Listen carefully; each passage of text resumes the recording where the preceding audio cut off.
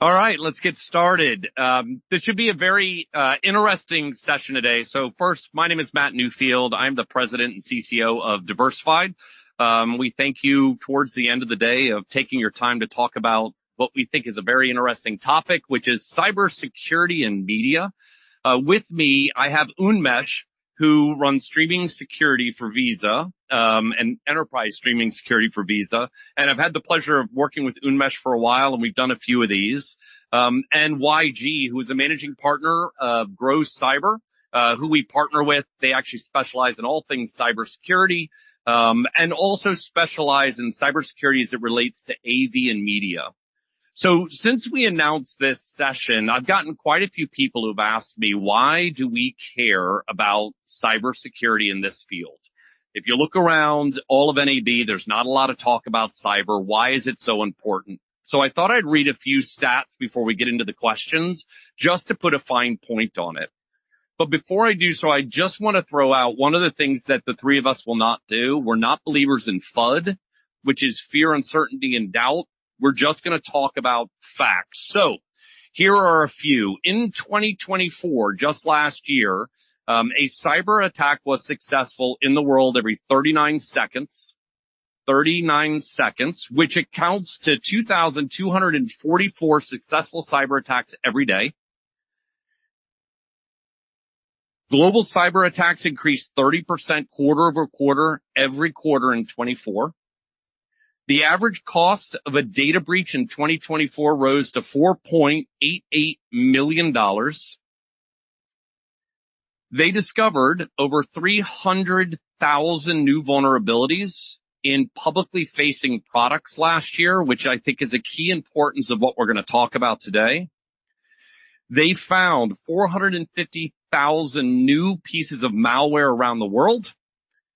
And phishing attacks. How many people here like ChatGPT? In 2022, it was announced.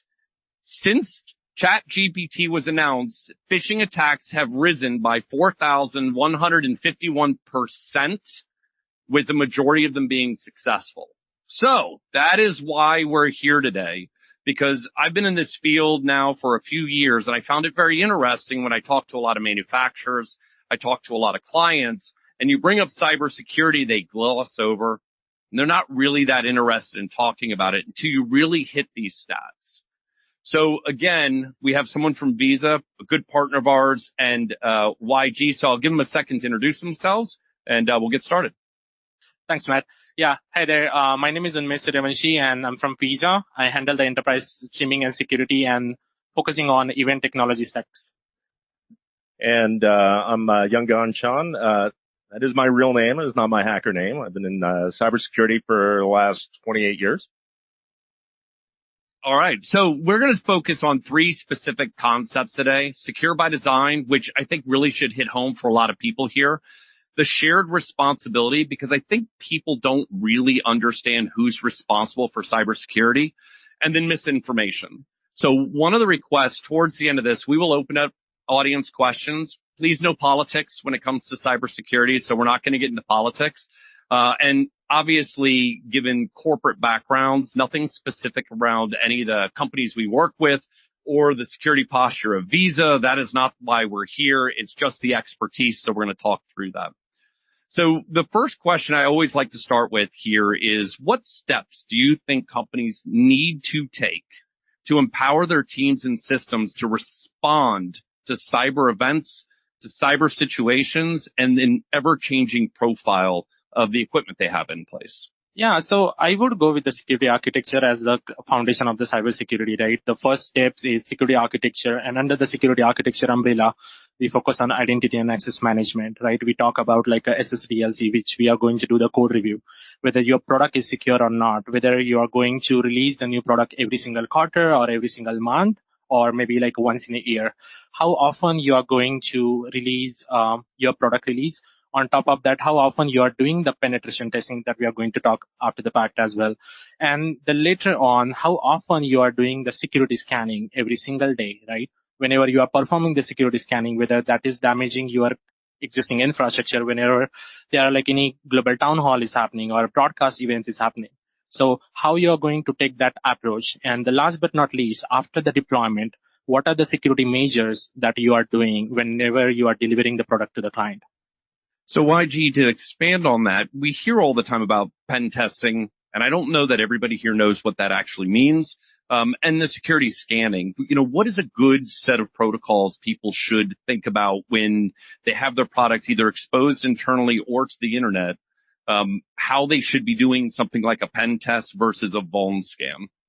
Yeah. So, for those that aren't familiar, penetration testing or ethical hacking is really, just applying, the same sort of, practices that people are using to breach different companies, but doing it in a responsible sort of way. So for years and years, I've been, paid to break into computer systems and tell people what's wrong with them. And they pay very well to actually do that. So one of the things that's, I think, really important is to really start with the right set of best practices, right? So, whether it's the open web application security, practices or, the NIST special publications, there's a number of different standards that are actually out there. But as a practical matter, cybersecurity is always, the last one to think of. That's why we're at the end of the day and the first one to blame. So, it's really important because, the threats that, are affecting organizations from a cyber perspective are faceless. You don't really think about it. It's intangible. So it's really, really important to practice. So don't be Allen Iverson and go to practice. Doesn't matter if you're the MVP, practice. So when you're talking about those different standards, do the standards that people need to adhere to relate to the business they're in, the products they buy, or they really focus on industries? How does that work in general? So it covers the complete spectrum. That, I mean, part of the challenge is, as you specialize in different areas like media and entertainment, a lot of the systems that organizations are using, they operate with a single security context like your iPhone without any of the security. No ability to secure this, no ability to lock this down, encryption at rest, multi-factor authentication or biometrics, right? So what you really need to do is to take into account the limitations that are available in small compute spaces that might be integrated in a control room, and then start testing that and see what breaks. What's the art of the possible in terms of what can go wrong? And once you've actually thought through those various things that can actually go wrong, then you start locking it down and start putting the configurations in place that keep your content and keep your viewers and keep your organization safe. I love it. So Unmesh, you're obviously a buyer of a lot of equipment. How do you hold your partners, your vendors, the people who make the products accountable for patch management, for providing you those updates, for the testing? What's your thought process around that? Because you've been so successful at it. Yeah, so I think I would start with, again, whenever we deploy any kind of like a hardware or software, as YG mentioned, right, whether they are like a default ports that are open or not. So after each deployment, we are going to focus on each and every port, whether that port is really necessary to be open, right? Those are like a closing loophole. That is the first step I would do. The second one is we are talking about IAM, which is identity and access management. A lot of partners, they're having the default credentials on their system. If I'm deploying like thousands of hardware on a client location, and after we deploy the project, guess what? The default login ID and the password is already in the industry. Everyone knows it's admin and admin. That is the default password. And that is something that we have to change. From the patch management, what we do is we are focusing on a daily patch management. We are also focusing on a weekly patch management, and we are also focusing on a monthly patch management, right? But at the same time, the patch management is also killing the workflow. So the main practice that I would recommend the industry is how you're going to schedule the patch management, whether that will impact your current productivity or the events. So sometimes you're targeting the patch management only on the weekend, or sometimes the weekend is something that the most of the broadcast events are happening. So how you're going to tackle the patch management from the weekend to the weekday as well. So you're talking about patch management. You're talking about all of these vendors, in a general control room, in a general environment. how many vendors do you think you deal with on a daily basis? The minimum I'm talking about is 25 to 50 vendors, depending on, again, the architecture of the PIP space. And of those 50 vendors, how many products?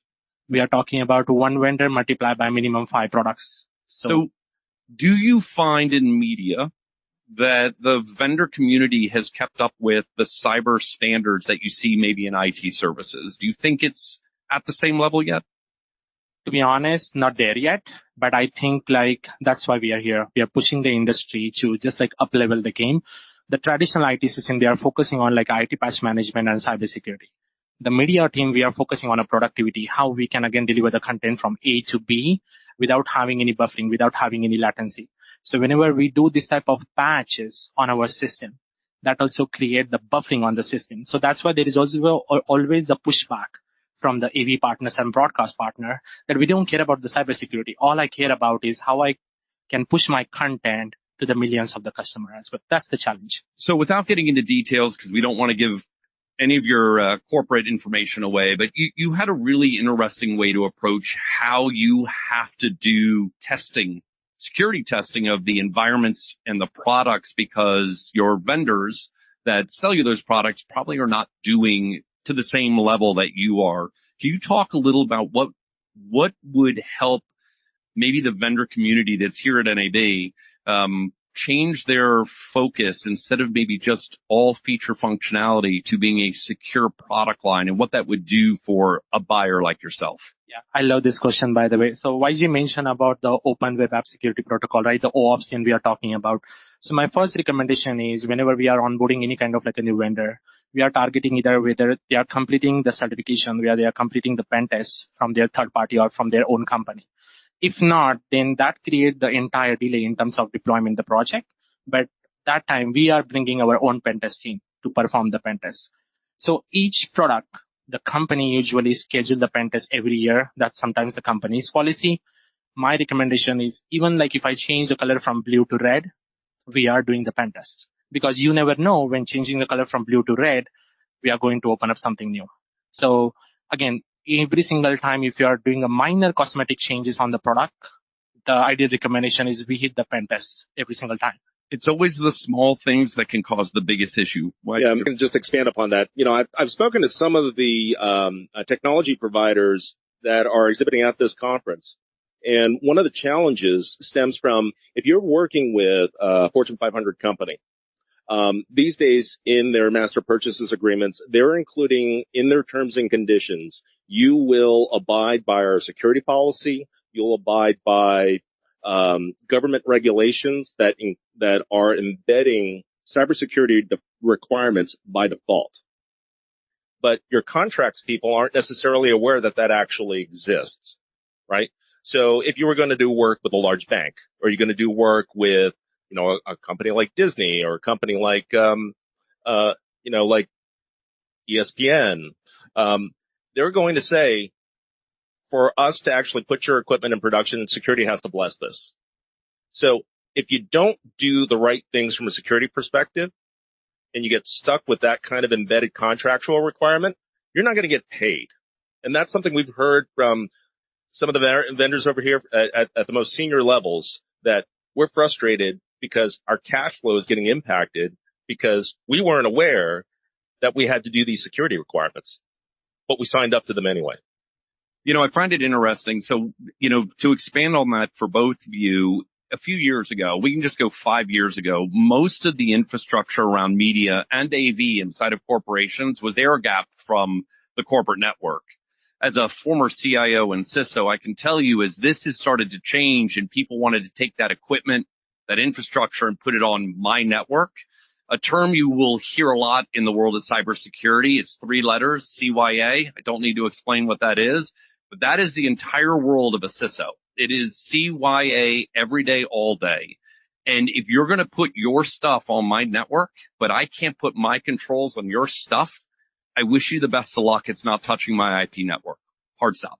It is way easier for a CIO to go no, and you have to bring stuff early to us. The analogy we like to use in this world is it's like building a house. You wait till the end for cybersecurity. It's like you do that final walkthrough, and the builder goes, do you like the house? And you go, I love the house. It looks great. And they go, wonderful. We're going to rip the walls down and put the electricity in.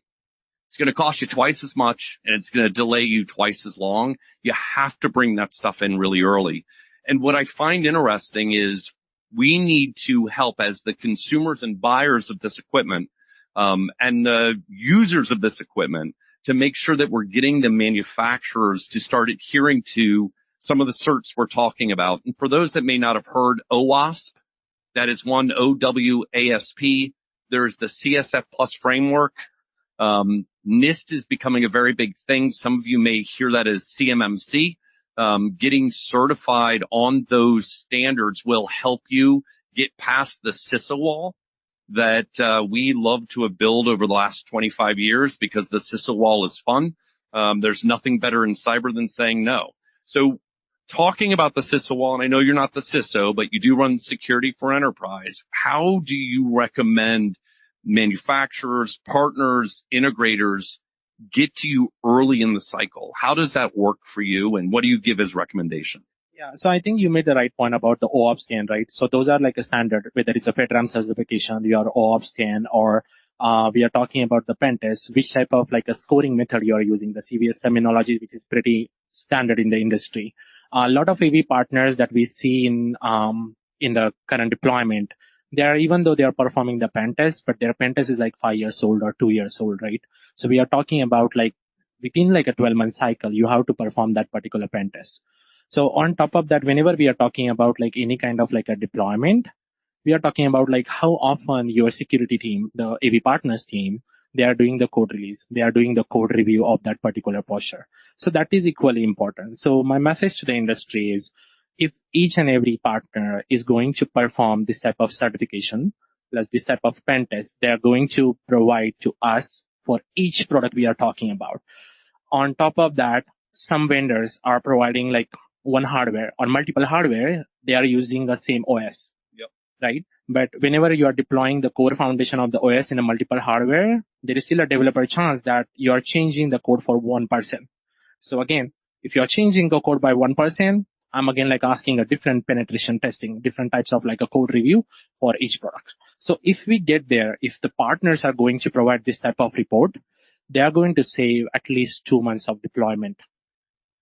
So you think if they can start in advance, it's a 2-month savings for the life cycle of deployment or sales? Just the deployment. Just what do you think from a sales cycle?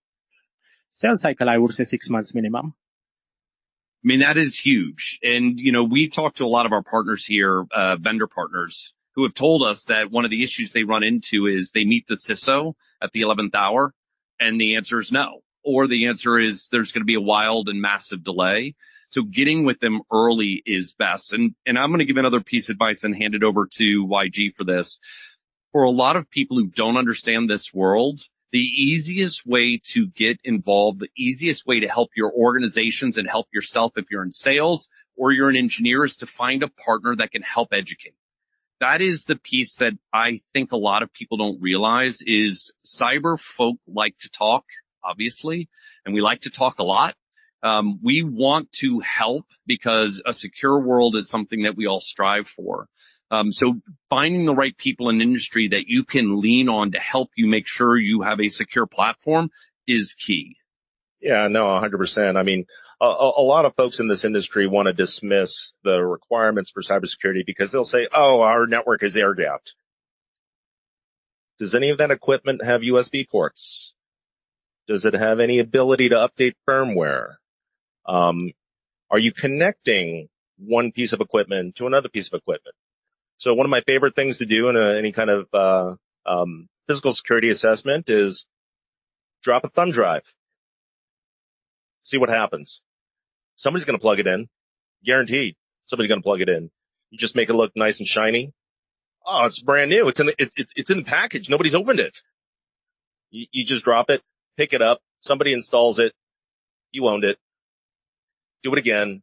Rinse, lather, repeat. So air gap is not a solution to, and doesn't give you the, get out of jail free card from implementing a lot of the controls, doing the right type of testing, And as I mentioned, practice. Yeah, one of the scariest things for me at an event like this are USB drives. I love walking around to the booths and seeing how many people are giving them away and watch people grab them and then go over and plug them into their laptops. I can tell you as a cyber guy, that actually makes me sweat. Like in a really ugly kind of way. It's really ugly because people don't realize inside of what looks like a normal USB drive, you can put wireless transmitters. You can put things in, so a Bluetooth transmitter, so that if I'm a bad actor, I could be sitting in the middle of this theater and waiting for people to plug the drive in and connect to that air gap machine. They do not have to be on a network, and you can steal information. And, I always warn vendors, manufacturers, and partners, it is not about frequency or how big of an issue you run into. It is about staying out of the news. To flip it around, I always told people when I was a CISO, my job is to make sure we're in the news for the right reason, and that's what you need to be. And if you're a seller, the biggest point is if you take cybersecurity seriously and you get your corporation to take cybersecurity seriously with the manufactured products that you make, you will speed up your sales cycle. Because if you look around and you go through all of NAB, how many times do you see the word security? Can anybody, I've walked the halls. How many times is it part of and it's zero. It is absolutely zero. And again, what's happened in our industry and what you're seeing and what a lot of our clients are seeing is everything is becoming IP based. And if it's IP based, that means we can get to it. And you need to make sure that you're following good protocols. So with just the few minutes we have left, because we're standing between everybody here and beer and wine, and setting up wine, definitely do not want to do that. Do you have any other follow-up advice you could give to people on how they could actually get more involved and maybe learn a little more about cybersecurity, especially in media and AV? Yeah, I think you made the good point about the silo network, right? So I'm bringing a couple of problems here. Number one, I see like multiple vendors in the NAB right now. They are moving away from on-prem system, and they are going towards the cloud, right? But if my entire system is ecosystem is sitting on a silo network, I'm not going to get the benefit of their cloud product at all. Second one is about the API connectivity. Guess what? Again, it's a silo network, not going to connect. And you mentioned about the IP-based structure, right? So we are living in an analog world before. Now it's IP-based. So your silo network, it's not silo network anymore. It's an adjacent network. So that means attacker can easily get into your silo network and easily damage your enterprise network as well. So the couple of feedback that I would again push it, focus on a security by design, focus on a security architecture. There are a couple of industry standard principles that they are there. Focus on a penetration testing as well. Focus on a SOC 2. Focus on ISO standardization. Follow the guidelines from the OAuth team. Follow the code review. And most importantly, whenever the industry is going to release their new product, making a cosmetic changes, minor or major, please perform the penetration testing. It's pretty hard. And testing is not something that you can just like get away with it like 30 or 60 minutes. It's a weekly effort, or sometimes some products, they take like a monthly efforts, right? And last but not least, I would say most of the partners, they are performing the pen test on their own side, and they are bringing the report to us, and they say, oh, here is a medium vulnerability. We can deal with it, right? But for us, even though it's a medium for you, for me, it's a critical. So I'm not going to entertain that product at all. Don't you love when someone else tells you, don't worry about the vulnerability? It's all good for us. You'll be just fine. What about you, Ed? Yeah. So, the important thing is, you're not going to trust your butcher to give you the best deep tissue massage in the world, right? So find the right expert for what it is that you actually need.